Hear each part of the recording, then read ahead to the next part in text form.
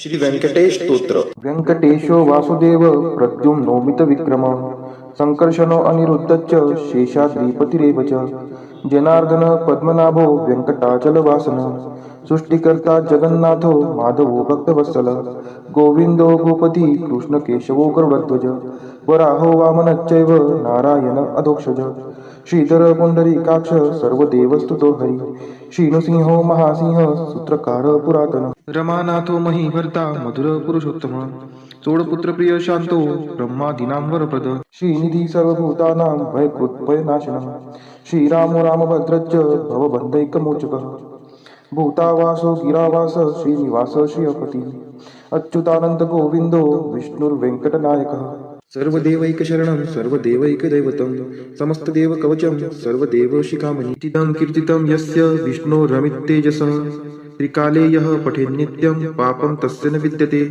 राजद्वारे पठेद्घोरे संग्रामे रिपुसङ्कटे भूतसर्पपिशाचादि भयं नास्ति कदाचन अपुत्रो लभते पुत्रान् निर्धनो धनवान् भवेत् रोगार्तो मुच्यते रोगात् बद्धो मुच्येत बन्धनात् यद्यदिष्टितमं लोके तत्तत् प्राप्नोत्य संशयः ऐश्वर्यराजसम्मानं भक्तिमुक्तिफलप्रदं विष्णोर्लोकैकसोपानं सर्वदुःखैकनाशनं सर्वैश्वर्यप्रदं नृणां सर्वमङ्गलकारकं मायावी परमानन्दं त्यक्त्वा व्यङ्कटमुत्तमं स्वामी पुष्करिणीतीरे रमया सह मोदते कल्याणाद्भुतगात्राय कामितार्थप्रदायिने श्रीमद्वेङ्कटनाथाय श्रीनिवासाय ते नमः व्यङ्कटाद्रिसमं स्थानं ब्रह्माण्डे नास्ति किञ्चन वेङ्कटेशसमो देवो न भूतो न भविष्यति इति ब्रह्माण्डपुराणे ब्रह्मनारद संवादे श्री वेंकट स्तोत्रम संपूर्ण. श्री सूक्त. हरि ओम हिरण्यवर्णां हरिणीं सुवर्णरजतस्रजां चन्द्रां हिरण्मयीं लक्ष्मीं जातवेदो आवह ताम् आवह जातवेदो लक्ष्मीमनपगामिनीं यस्यां हिरण्यं विन्देयं कामश्वपुरुषानहम् अश्वपूर्वामृतमत्यां हस्तिनादप्रबोधिनीं श्रियं देवीमुपहवये शिर्मा देवी जुषतां कां सुस्मिता हिरण्यप्राकाराम् आर्द्रां ज्वलन्ति तृप्तां तर्पयन्तीं पद्मे स्थितां पद्मवर्णां तामिहोपहवये श्रियं चन्द्राप्रभासां यशसा ज्वलन्ति श्रियं लोके देवजुष्टामुदारां तां पद्मिनीं शरणं प्रपद्ये अलक्ष्मीर्मे नश्यतां त्वां ऋणे आदित्यवर्णे तपसोऽधिजातो वनस्पतिस्थो वृक्षोत बिल्वः तस्य फलानि तपसा नुदन्तु मायान्तरायाच्च बाह्या अलक्ष्मीः उपैतु मां देवसखः कीर्तिश्च मणिना सह प्रादुर्भूतोऽस्मि राष्ट्रेऽस्मिन् कीर्तिमृद्धिं ददातु मे क्षुत्पिपासामलां ज्येष्ठाम् अलक्ष्मीं नाशयाम्यहम् अभूतिं समृद्धिं च सर्वा निर्नुद्मे गृहात् गन्धद्वारां दुराधर्षां निष्टपुष्टां करीषिणीम् ईश्वरी सर्वभूतानां तामिहोपहवये श्रियं मनसः काममाकुतिं वाचः सत्यमशीमहि पशूनां रूपमन्नस्य मयि श्रीशयतां यशः कर्दमेन प्रजावृता मयि सम्भव कर्दम श्रियं वासय मे कुले मातरं पद्ममालिनीम् आपः स्रजन्तु स्निग्धानि चिक्लितवसमे गृहे नीच देवीं मातरं श्रियं वासय मे कुले आर्द्रा यः करणीं यष्टिं सुवर्णां हेमालिनीं सूर्यां हिरण्मयीं लक्ष्मीं जातवेदोम आवह आर्द्रां पुष्करिणीं पुष्टिं पिङ्गलां पद्ममालिनीं चन्द्रां हिरण्मयीं लक्ष्मीं जातवेदोम आवह ताम् आवह जातवेदो लक्ष्मीमनपगामिनीं यस्यां हिरण्यं प्रभूतं गावो दासोऽश्वान् विन्देयं पुरुषानहम् यः शुचिः प्रयतो भूत्वा जुहुयादाज्य मन्वहं सुक्तं पञ्चदशर्चं च श्रीकामः सततं जपेत् फलश्रुति पद्मानने पद्म उरु पद्माक्षि पद्मसंभवे तन्मे भजसि पद्माक्षि येन सौख्यमलभाम्यहम् अश्वदायै गोदायै धनदायै महाधने धनं मे लभतां देवी सर्वकामान् च देहि मे पद्मानने पद्मविपद्मपत्रे पद्मप्रिये पद्मदलायताक्षि विश्वप्रिये विष्णुनोनुकुले त्वत्पाद पद्ममयि सन्निधत्स्व पुत्रं पौत्रं धनं धान्यं हस्त्यश्वादिगवे रथं प्रजानां भवसि माता आयुष्मन्तं करोतु मे धनम् अग्निर्धनं वायुर्धनं सूर्यो धनं वसुः धनम् इन्द्रो बृहस्पतिर्वरुणं धनम् अस्तु मे वैनतेय सोमं पिबतु वृत्रः सोमं धनस्य सोमिनो मह्यं ददातु सोमिनः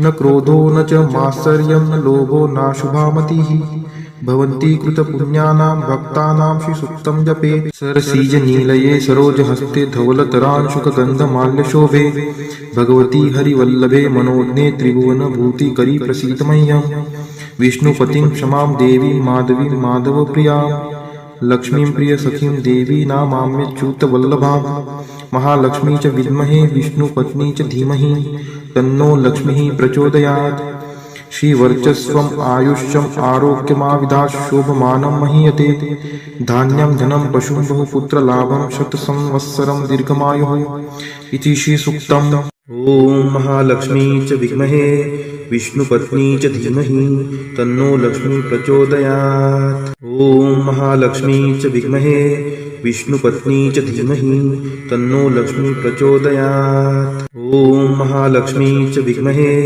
विष्णुपत्नी च धीमहि तन्नो लक्ष्मी प्रचोदयात्। ॐ महालक्ष्मी च विद्महे विष्णुपत्नी च धीमहि तन्नो लक्ष्मी प्रचोदयात्। ॐ महालक्ष्मी च विद्महे विष्णुपत्नी च धीमहि तन्नो लक्ष्मी प्रचोदयात्। ॐ महालक्ष्मी च विद्महे विष्णुपत्नी च धीमहि तन्नो लक्ष्मी प्रचोदयात्। ॐ महालक्ष्मी च विद्महे विष्णुपत्नी च धीमहि तन्नो लक्ष्मी प्रचोदयात्। ॐ महालक्ष्मी च विद्महे विष्णुपत्नी च धीमहि तन्नो लक्ष्मी प्रचोदयात्। ॐ महालक्ष्मी च विद्महे विष्णुपत्नी च धीमहि तन्नो लक्ष्मी प्रचोदयात्। ॐ महालक्ष्मी च विद्महे विष्णुपत्नी च धीमहि तन्नो लक्ष्मी प्रचोदयात्। ॐ महालक्ष्मी च विद्महे विष्णुपत्नी च धीमहि तन्नो लक्ष्मी प्रचोदयात्। ॐ महालक्ष्मी च विद्महे विष्णुपत्नी च धीमहि तन्नो लक्ष्मी प्रचोदयात्। ॐ महालक्ष्मी च विद्महे विष्णुपत्नी च धीमहि तन्नो लक्ष्मी प्रचोदयात्। ॐ महालक्ष्मी च विद्महे विष्णुपत्नी च धीमहि तन्नो लक्ष्मी प्रचोदयात्। ॐ महालक्ष्मी च विद्महे विष्णुपत्नी च धीमहि तन्नो लक्ष्मी प्रचोदयात्। ॐ महालक्ष्मी च विद्महे विष्णुपत्नी च धीमहि तन्नो लक्ष्मी प्रचोदयात्। ॐ महालक्ष्मी च विद्महे विष्णुपत्नी च धीमहि तन्नो लक्ष्मी प्रचोदयात्। ॐ महालक्ष्मी च विद्महे विष्णुपत्नी च धीमहि तन्नो लक्ष्मी प्रचोदयात्। ॐ महालक्ष्मी च विद्महे विष्णुपत्नी च धीमहि तन्नो लक्ष्मी प्रचोदयात्।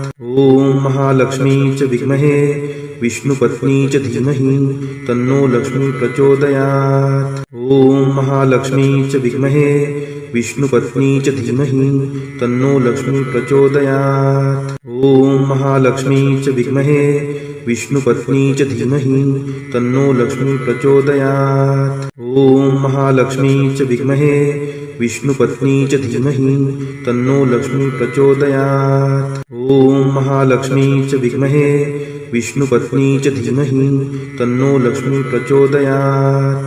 ॐ नारायणाय विद्महे वासुदेवाय धीमहि तन्नो विष्णु प्रचोदयात्। ॐ नारायणाय विद्महे वासुदेवाय धीमहि तन्नो विष्णु प्रचोदयात्।